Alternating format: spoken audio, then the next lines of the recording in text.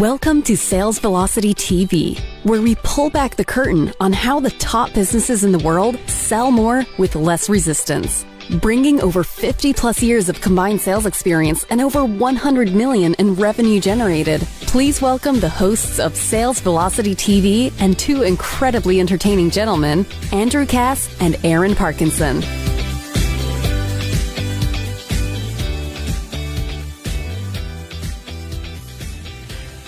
All right, welcome everybody to episode 2 of Sales Velocity TV. I'm loving that intro more and more by the week, Aaron, because I don't know, I love the last part, two entertaining gentlemen. It's just such a compliment. I was going to say, you only like it because she calls you entertaining. Yeah. Hey, listen, it's something to live up to. We can make the show fun, but we can also be super instructive. And today we're talking social.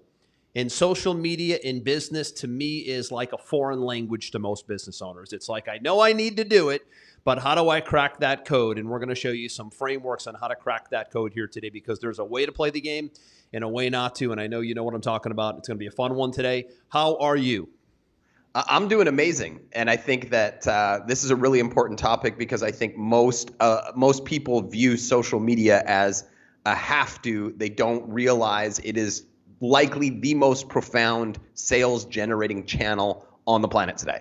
Could it be the most confusing marketing media of our time? It is both. Right? It is the most confusing, most daunting, but almost like going to the dentist for most businesses to yes, address it. I think so too. But once you figure it out, you're like, holy smokes, I can't believe I haven't been doing this the whole time. Yeah, and there's a way to do it and a way not to. And, you know, the analogy I like to give is that when you think about social media, I think in terms of the big three, Facebook, Instagram, YouTube. At least today, those are the big three players, right? And when we think back to what our world was like pre-cable, we had 3 TV channels, ABC, NBC, and Fox. And that was pretty much how the game is played. So you can mimic that strategy of being very present on the big three, like big companies and even small businesses were back in the day, on the big 3 TV channels. Because if you understand the dynamics of social media, it can function for you very much like TV, meaning it can give you unbelievable visibility. But the big difference is, and I've heard you mention this before, Aaron, is that the difference between social and TV is that social is way more personal and obviously way more interactive, and you can engage immediately on the platforms versus TV. It's sort of like you're behind the wall of commercials, right? Absolutely. I mean, it's about shifting the mindset of the business owner. You know, everybody wants to be on television. Everybody wants to have their business on the Super Bowl. Yeah. You know, and don't get me wrong, television's awesome. But imagine if television, when your commercial was played, if one of the people watching your commercial said, hey, I have a question about your product, if you could instantly respond back and say, here's your answer, Mr. Prospect, would you like to buy now? That's essentially what social media is. Right. Right. Hey, listen, before we get started, I got to show you these new pictures I got from my office, right? Because we're talking today about, check this one out, right? So we have execution. Can you see that one, buddy? I can. Okay. We have a little urgency, and I'm going somewhere with this, right? We have a little urgency, and then we have a little, my favorite, grit.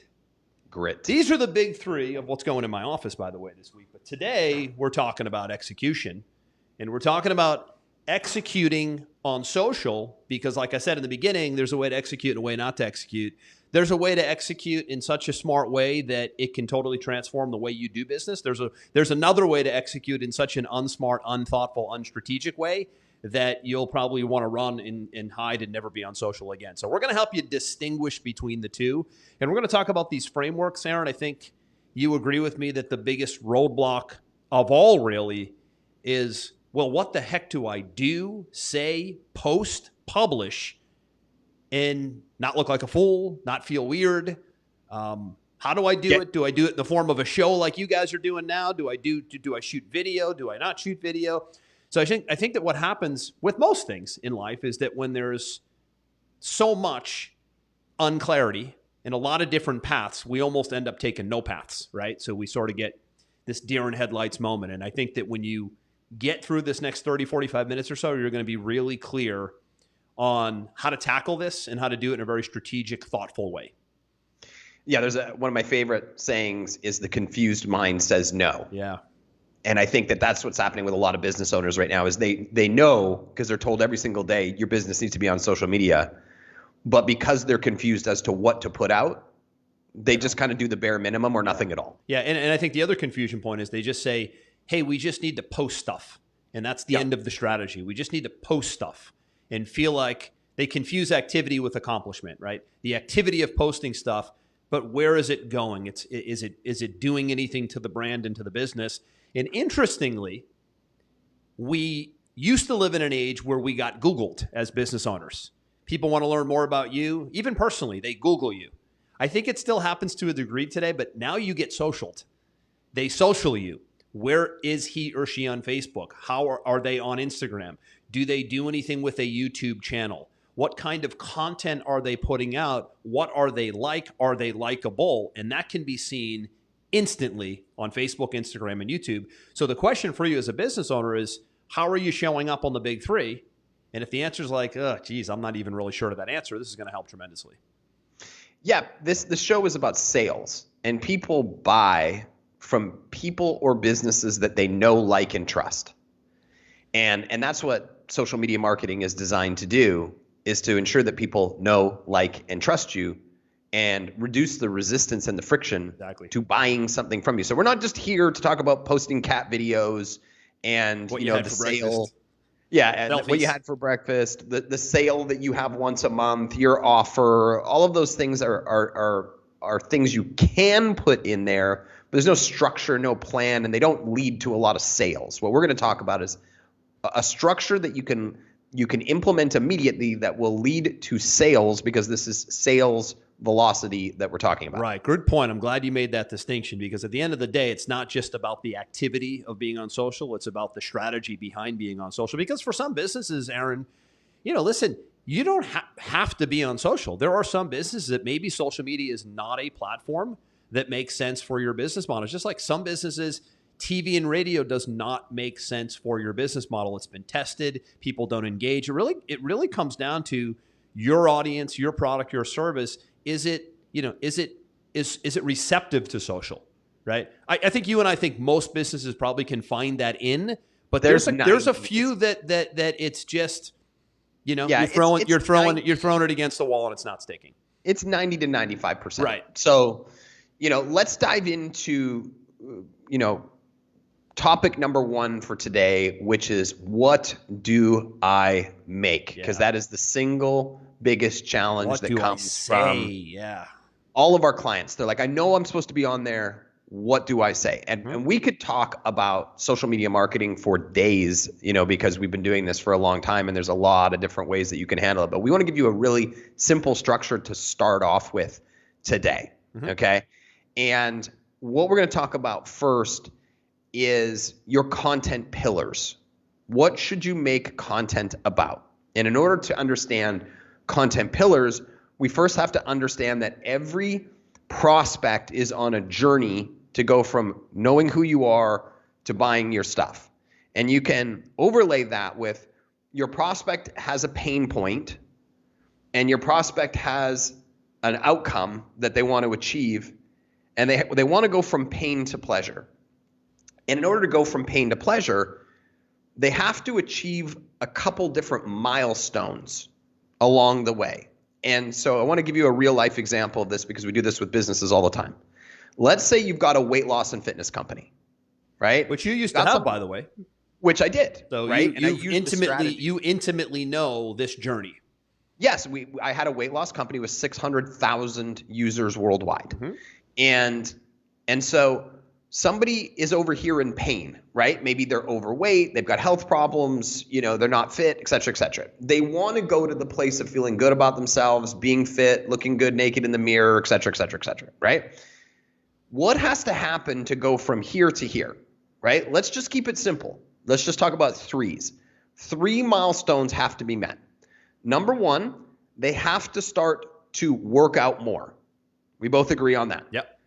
Number two, they all have to eat better, right? Nutrition. That's number two.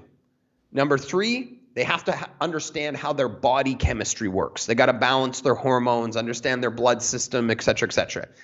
If they don't do all three, they're not going to get the result that they want. Right? So that's why there's 3 milestones here. Every business in the world has a prospect who's in pain and a prospect who wants an outcome, and certain things have to be achieved to go from point A to point B, which we call milestones. Couple little wins. They need to get these wins along the way, right? Absolutely. They need to. And so when you have a business, the first thing you want to do is figure out, there can be 2, there can be 5, there can be 10. I'm just going to give you a challenge to figure out what are 3 milestones that have to happen for your prospect to go from their pain point to their happiness point. Not 10 things, not 8 things, 3 things. No, and I think the good news is that it doesn't have to be many things. It usually isn't. It's usually a couple key drivers. I've never seen it be more than 5 to 7, by the way. But normally 2 or 3, which is good news. Because and you really want to choose. Yeah, you want to choose the biggest ones, and you're going to understand why in a second. Okay, so let's look at this example of the weight loss and fitness industry, right? Work out more, eat better, understand body chemistry, right? Each one of those now becomes a pillar of content that you make bite-sized, value-based videos educating your prospect on. Not educating your prospect on your business, your product, your solution. No. That's where a lot of people make mistakes. Legitimate value given without the expectation of return. And you can see some people out there who do a remarkable job at this. Yeah. The Rock, Gary Vaynerchuk, Brendan Bouchard, I could go on and on and on, where they're constantly just putting out these little tiny bite-sized pieces of value. And now that you understand this concept, you're going to start to zone in on what their content pillars are. So let's go to one of the content pillars, for example. Let's talk about the nutrition part of the weight loss and fitness journey, right? You take that pillar and you just write down 5 different things that people could do to improve their chances of winning in that particular pillar. So let's just look at example number 1.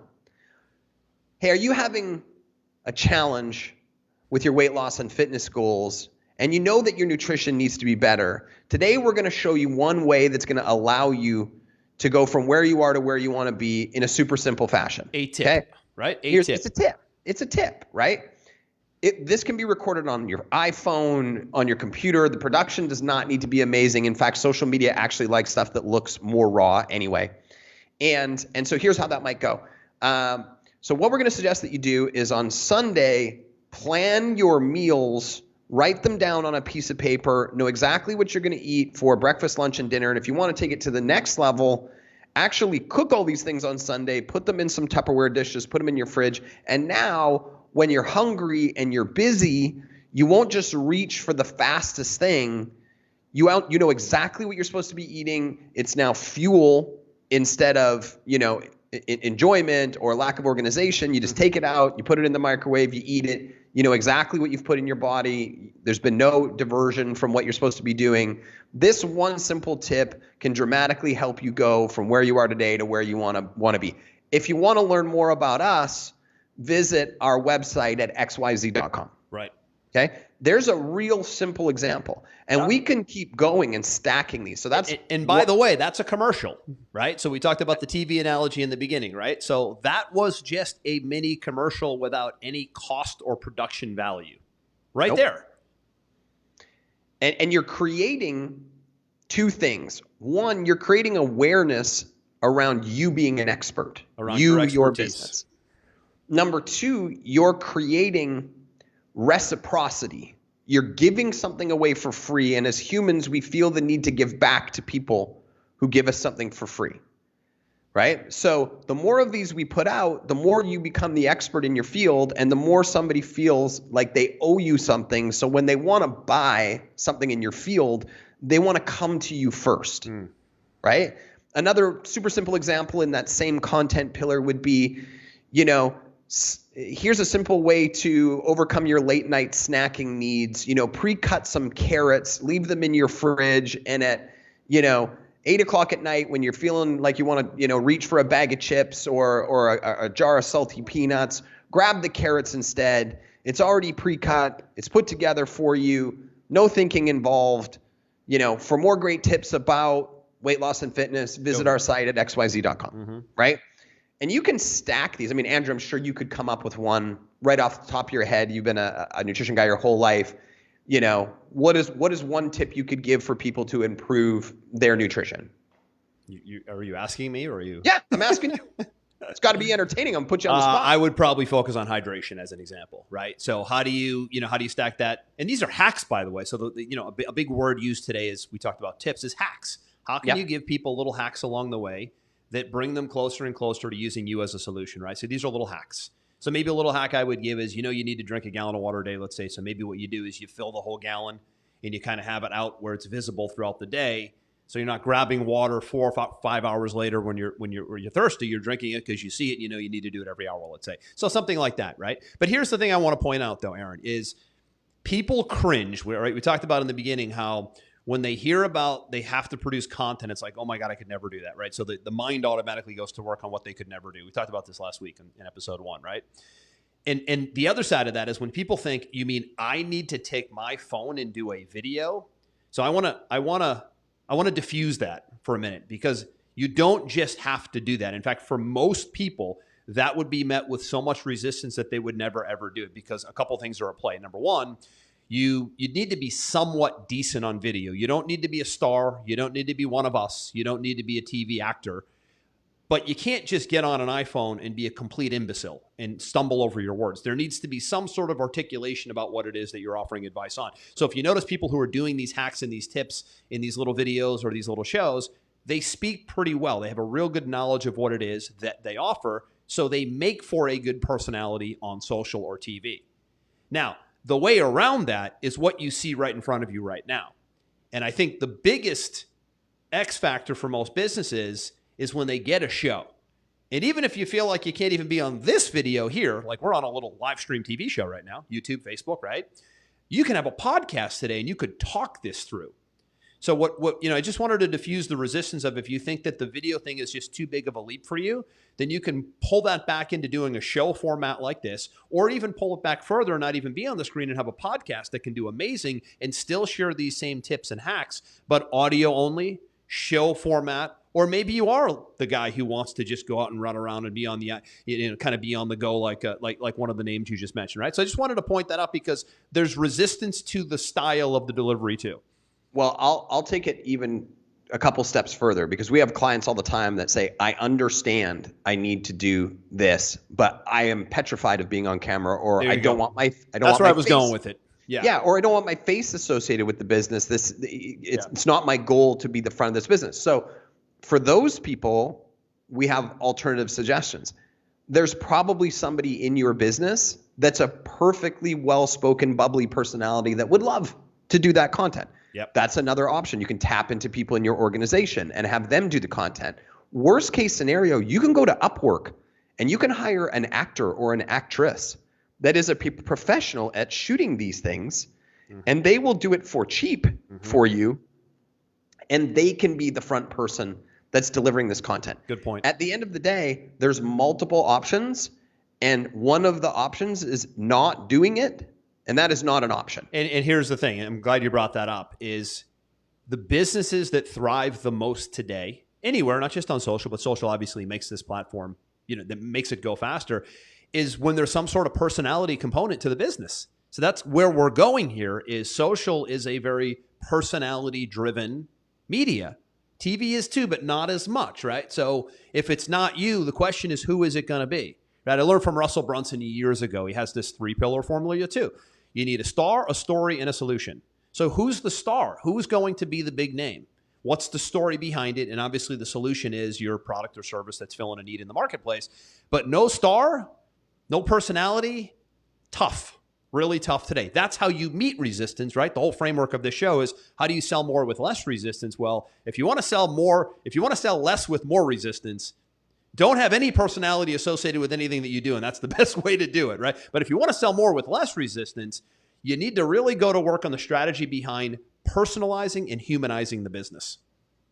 Absolutely. And when I look at this as just sort of phase 1 of the strategy, knowing where your customer is and where their pain is and where they want to go, and even just defining what those milestones are, that alone as an exercise will help you really clearly define your messaging in anything, right? Knowing what has to happen in order for them to get there. Now, if you take those and separate those out into content pillars and build 3 to 5 pieces of value in little tiny videos in each pillar, and you put it out into the marketplace, if you just put it out organically, when somebody's searching you from one of your other advertising methods, most times they're not just going to buy. Like you said in the beginning, Andrew, they're going to go to Google, they're going to go to Facebook, Instagram, YouTube. All of a sudden they see some type of personality giving value in these other channels.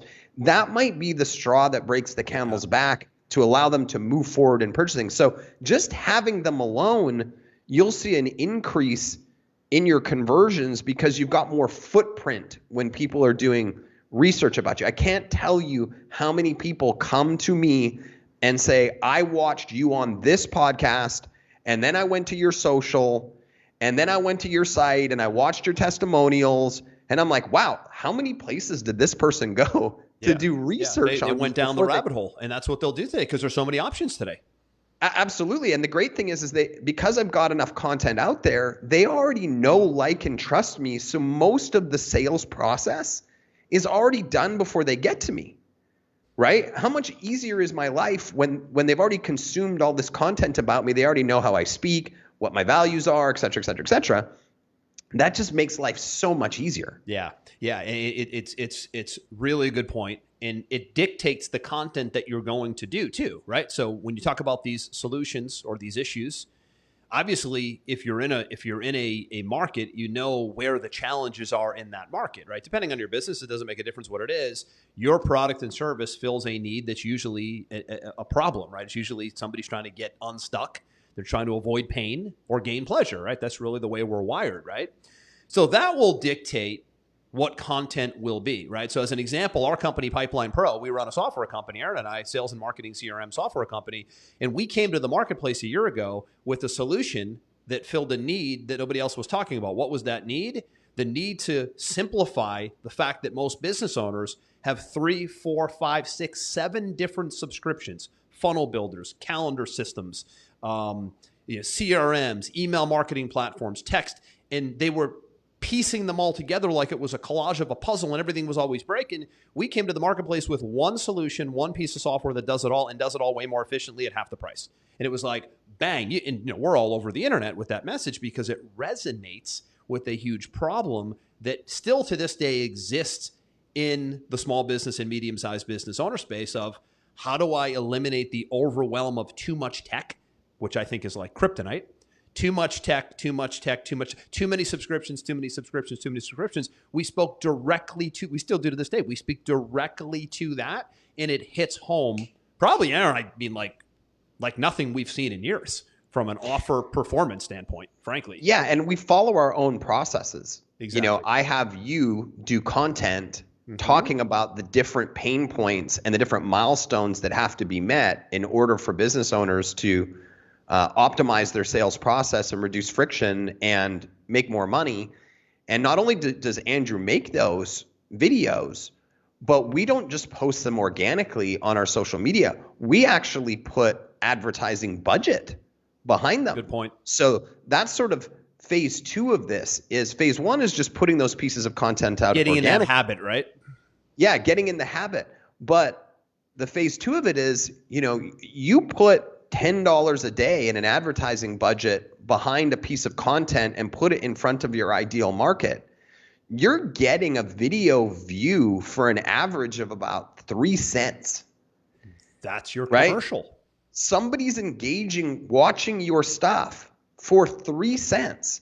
When you start to look at, okay, I want to get in front of a million people, it's only going to cost the wrong thing to say, right? It's the wrong thing to want. It's like when you say to somebody, hey, how much money do you want to make in your business? I want to make $3 million. You throw these arbitrary numbers out there. It's the wrong way to tackle it.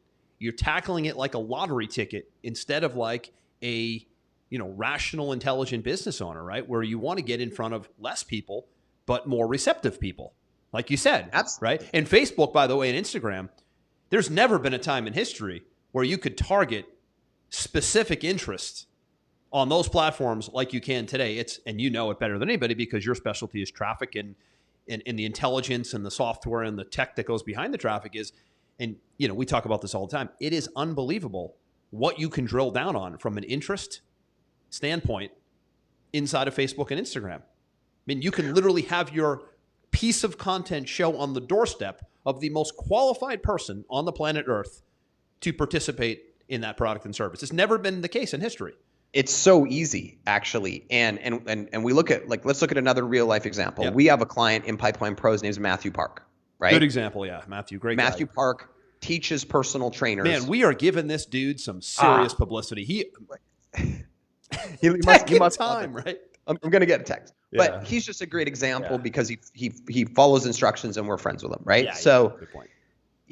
He teaches personal trainers how to 10x their personal training business. Yeah. What does he do?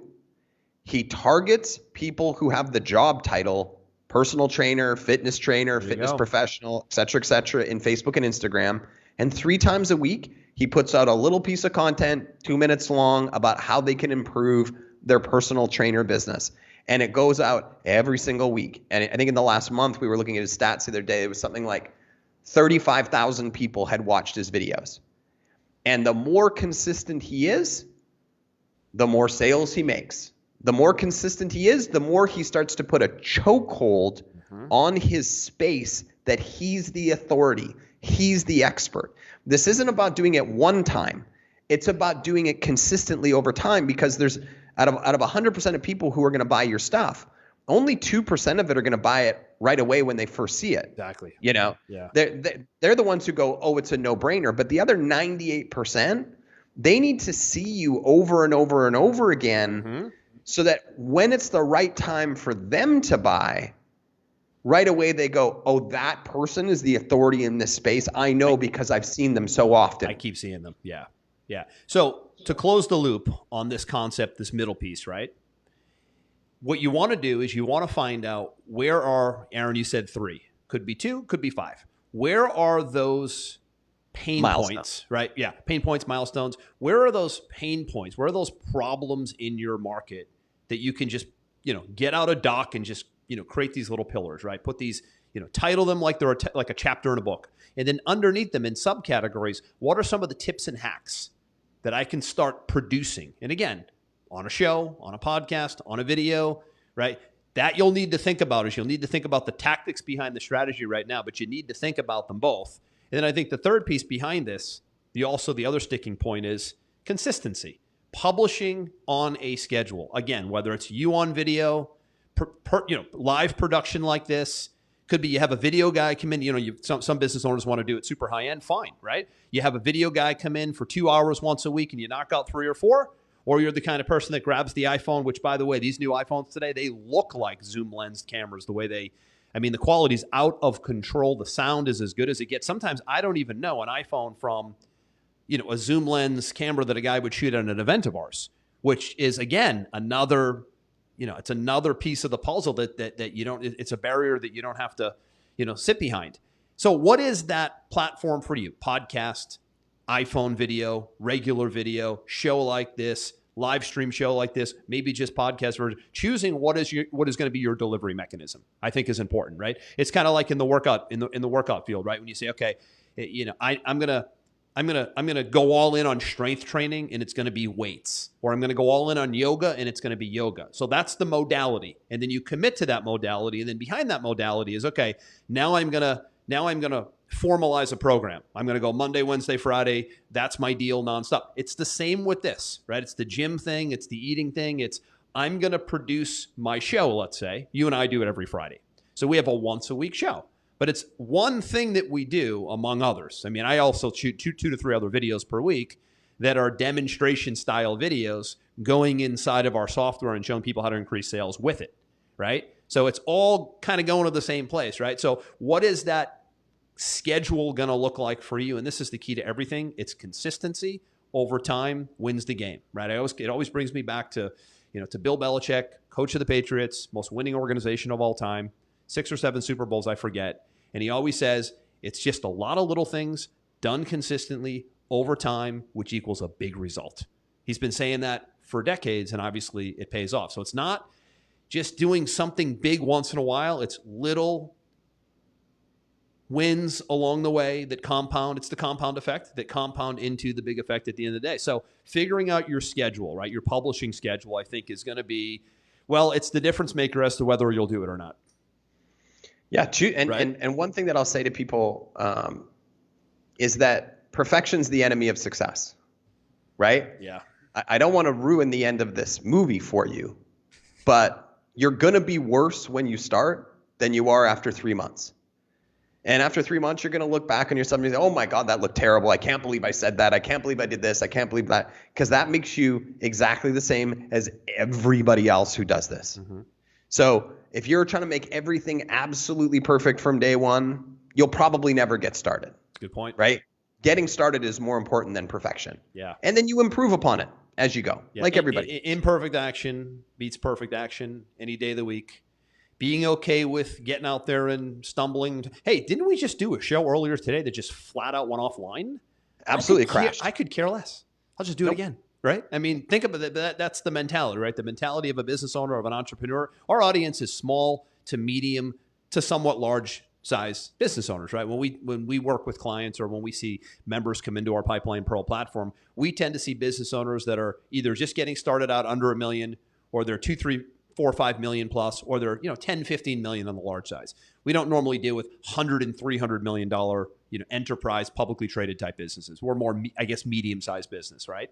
In the medium sized business owner, so medium to small sized business owner, this is where that game almost has to be played today, because those bigger businesses have the bigger budgets, where they tend to do pretty well on CNBC, Fox News, CNN. They can run the big ads at 50 grand a pop. They can do the big publishing deals. They have unlimited ad budgets to do full page magazine ads. And that stuff, maybe it works. Maybe it's more of just a branding thing for them. A lot of them are not as strategic as us with more of a direct response approach. They're more of a big, broad advertising approach. But us as small to medium-sized business owners, we have to be what we call direct response, meaning we need to go into a market. We need to leverage the big three, Facebook, YouTube, and Instagram, and tackle it with content. Every dollar matters in the small and medium-sized businesses. And in those types of businesses, connecting with your prospect at a personal level dramatically reduces the friction to the sale. That's the key word right there. Connecting. Social media, in this framework that we're given, is the way that you'll connect like never before. But I think you said something important earlier that I want to tackle, and it was the fact that, and we've seen so many offers, we've built many companies, we've done a lot of private client work, and at the end of the day, whatever you're selling, realistically, somewhere in the neighborhood of 2, 5, or 10% will buy now when they see what it is that you offer. If you're absolutely killing it, you're closing at 10%. And again, we're talking about if you're online and people are seeing ads, right? We're not talking about, if you're in a live event in a room and you have a 50, 60, 70% closing ratio. They had to get there probably from some sort of advertising. But if you're advertising, and a lot of what we do is online, you're probably going to see 5 or 10% of your people buy right away because they like what they see. But what are you doing with, this is my biggest question I always ask in a live room, and I'll ask it now. What are you doing with the other 90%? And most people go, I never even thought about that. What am I doing with the other 99%? Do I have ignoring them? Right. Exactly. Yeah. I mean, you've been a buyer of something that, you've been, or you didn't buy something right away and you never were contacted again or followed up with. It's the biggest hole in business today is just follow up and follow through and retention. Right. So what are you doing with the other 90%? The beautiful thing about social media today is, in addition to having an email list and in addition to maybe you calling them once in a while, you get to continue to be in front of them via social media so that they stay warm. You gave the perfect example of Matthew earlier, so that he stays visible in front of the 90% who got away, because they will come back around. But it's rare with all the options and all the stuff coming at us a million miles a minute today that they're just going to come back around and go, you know what? That guy 3 months ago, I remember him or her. They were amazing. I wrote their name down. I'm going to remember them. This is how some business owners think today. No. They have to see you like you wouldn't even imagine possible. They need to see you like crazy to stay in the game and maybe stay in the decision matrix, right? And social allows you to do that. And as good as anybody from a traffic standpoint that you can actually show ads to people who've clicked on your videos. It's the click to ad thing, right? It's the audience, kind of the ninja tricks that you guys do in the media buying world, right? It's the ability to show ads to people who've actually clicked on your stuff before. Could be just clicking on a web page and retargeting them, right? Or watched your content video. Or watched the video for even 10 seconds, right? Yeah, I mean, once somebody watches one of your content videos, you can make sure they see every one of your content videos for the rest of their life. Isn't that amazing? Right? So you just look omnipresent. You look like the authority because they've engaged with you one time, right? And it's super, super cost effective. Yeah, I want you to deconstruct that for a few minutes here. I put a video on social media. Maybe it's a demo of something I do. Maybe it's the tip or the hack in the weight loss area that we mentioned earlier. Just think about what it is for you. And I just get that out there on a small scale to get the ball rolling. And then maybe I do another one on a Wednesday, and I get on a schedule of doing a video Monday and Wednesday. And it's 2 a week, and that's eventually 8 a month. And now all of a sudden I'm stacking, right? I'm stacking the bricks.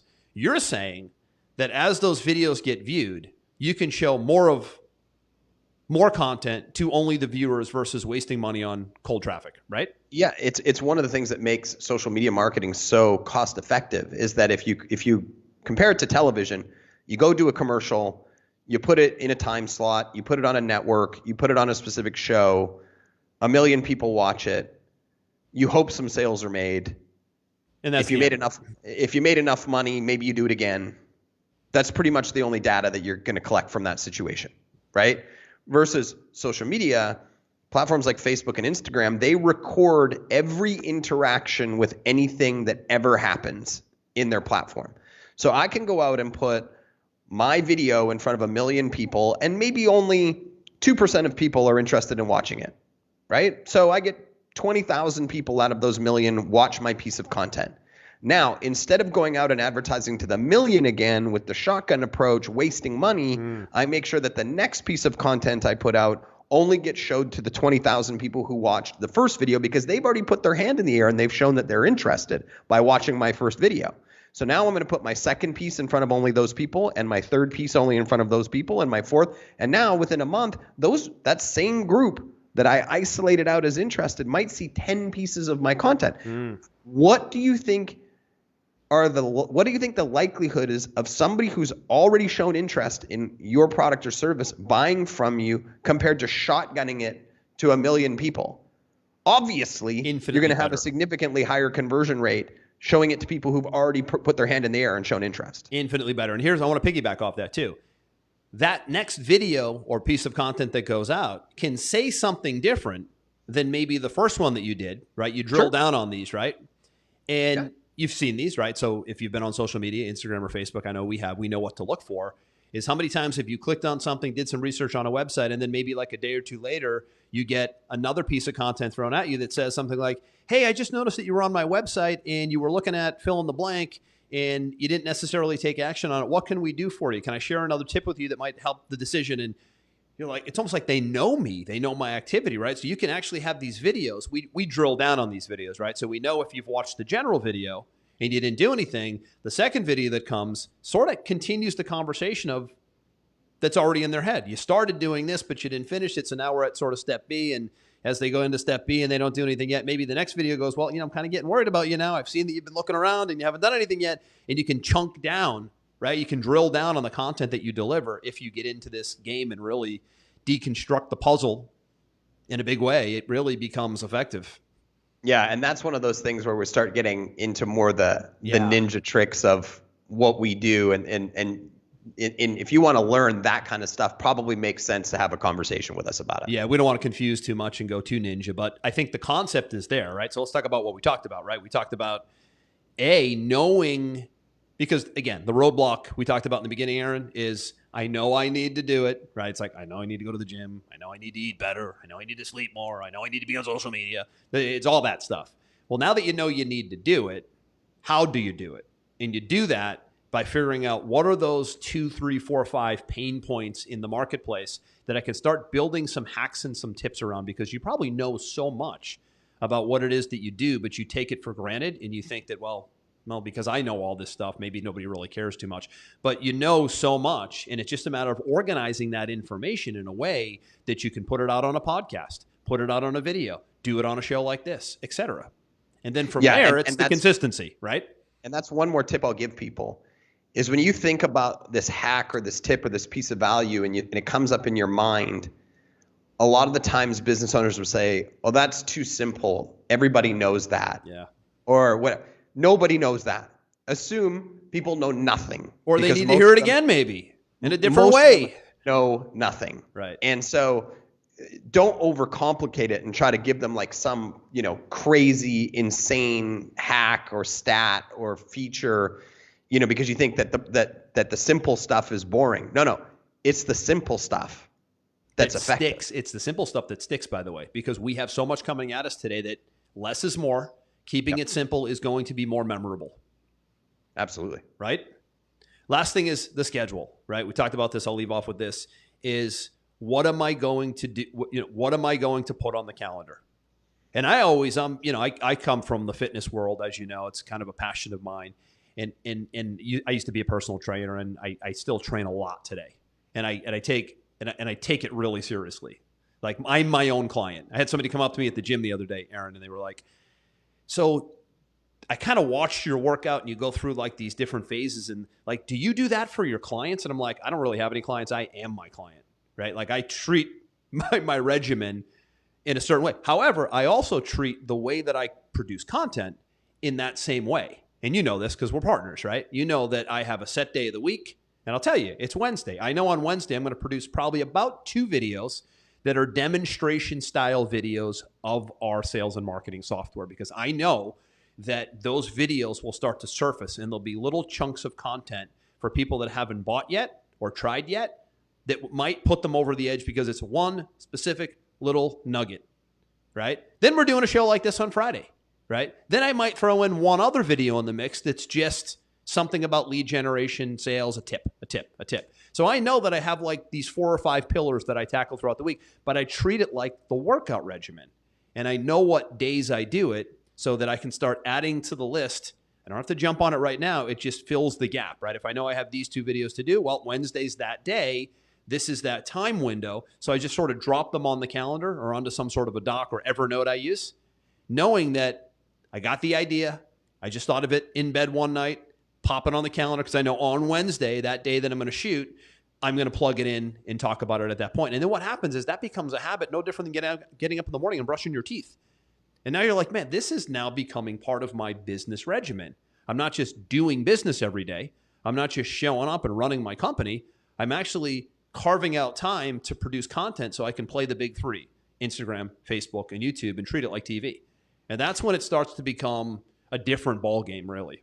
Well, yeah, and what you have to think about is that it's not going to all of a sudden skyrocket your business overnight. Yeah. You're planting seeds that will sprout and compound and grow and grow. I mean, we have a client right now that they were doing about $100,000 a month in gross revenue 12 months ago, and they've been putting 3 to 4 pieces of content out per week for a year now, and putting a little bit of advertising budget behind it. Now they're doing $2.8 million a month in revenue. But it didn't happen overnight. It's a compounding effect. Yeah, it's the long game. And again, that's the last piece of information we'll share that probably most people don't want to hear also, right? Is that it's a long game. But so is TV, right? If you look back at TV back in the day, TV is one of those things where the commercial had to air every hour, every 2 hours, on the hour, day in and day out, week in and week out. So fortunately, it's the same model because it's the same psychology. People are people then, people are people now. But it's the repetitiveness of having to show that content. Fortunately, it can be done at such a cheap level at first. Like you said, the advertising money you put behind it comes later. The habit comes first. The strategy and the actual execution has to come first. Without the execution, without the consistency, then all of it doesn't matter. You're sort of scattered around. So I think in closing here, Aaron, if you just keep it as simple as these 3 little pillars we talked about, content, what is it going to be? Well, the content that I'm going to do is going to be dictated by the problems that are being experienced in my marketplace. If you don't know what the problems are that people are going through in your marketplace, well, that's actually problem, no pun intended, that's problem number 1, is you can't really play the game all that well if you don't really know what the problems are that are being experienced, because people are way more driven to avoid pain than they are to gain pleasure. They avoid pain to get to pleasure, but they're going to be 2-3 times more driven by avoiding pain than they will be on gaining pleasure. And you need to really know that and speak to that and give out the tips and the hacks in whatever format or media form you want. And then it's about popping it onto the schedule and just doing it. and being okay with it being a little down and dirty at first. Absolutely. Right? Absolutely. I think we wrap it here. What do you think? Yeah, we've given, I'm a big believer in give something bite-sized, simple, put it into action, and then layer things upon it at a future time. One of the cool things about this show is Aaron and I have been at this game. When I say this game, I mean sales, marketing, mostly online. We've done a ton of live events. You and I, probably collectively 200, 300 plus live events. So we're a real good example of both online and offline. And we've seen a lot. I don't want to say we've seen it all because that sounds kind of arrogant, but we've seen close to it all over the last probably 2 decades. And right now, where we're seeing businesses taking off the most is they're understanding how to exploit the social game from a content standpoint and from an advertising spend standpoint. The two, not one or the other, but two, right? In sort of building a portfolio of content on social versus just saying that's not for me. I'm a big boy. Only kids play over there. I'm finding that the ones who are rejecting social today, because maybe they don't know what they learned here in the last 45 minutes, they're coming up against the wall a lot because they're running. They're going to get left behind. Yeah, they're coming up against the wall a lot because they're not. They're running out of advertising media, and it's spend, and they're kind of losing out on this, TV style element of social. You agree? 100%. And you might have a good enough business to last you into your retirement, 5 years, 6 years, 7 years. But the customers that are coming up in the younger generations, they're not spending time in the other media sources anymore. So you better get with the plan or you're going to be left behind. There's even data that even the baby boomers are on social more than TV. 100%. Or maybe it's 50-50, right? But they're there too because they're looking at it like TV and they're looking at it like their media source at this time as well. And who knows? I say the big three right now. Maybe a year from now we're talking and it's not YouTube, Facebook, and Instagram. Maybe it's YouTube, Instagram, and some other player. But the interesting thing is there's new players coming onto the scene. We talked about this in episode 1. TikTok's making a huge run right now, and they're doing it in business. Whoever would have thought that TikTok is making a run? There's business owners getting a result over there. We talked about Pinterest. So we'll continue to come back to what's working in the social world. But again, at the end of the day, everything we're going to bring you is how do you condense the time it takes to get someone to make a decision, right? So that's selling more with less resistance. And frankly, the way that you do it is your marketing is so good that people come to you pre-decided, predisposed, pre-sold because they've seen you everywhere and they're like, the trust factor is just kind of through the roof, right? The expertise and the trust factor and the credibility factor, the big three there, are just at another level. And it's like, well, what do I need to do next? That's a great place to be, right? What do I need to do next? Right? Yeah, no push. I clearly like what you have. I clearly qualify to work with you, and I know you can solve my pain. Please take my money. Yeah, not a bad place to be. Not a bad place to be. So that said, I'm going to wrap it here. We will be back same time, same place, same channel here in the Sales Velocity TV Facebook page, public Facebook page, 11 a.m. Easterns on Friday. Topic to be determined, Aaron, as always. This has been fun. It will continue to be fun. I do want to make sure we carve out some time to talk football. We're going to be mid-season by next week, and I feel like if we don't talk a little football and bring that into the mix, I feel like the show's just incomplete. I'm kidding. Go Saints. All right, everybody. We'll see you on episode 3 of Sales Velocity Radio. This one is a wrap. We hope you enjoyed this episode. Sales Velocity TV is powered by Pipeline Pro, the most powerful sales pipeline dashboard in existence. Built for business owners who want to see their entire sales pipeline from front to back and hold every stage of it and everybody involved accountable. Take a tour at www.gopipelinepro.com. We look forward to seeing you on the next episode.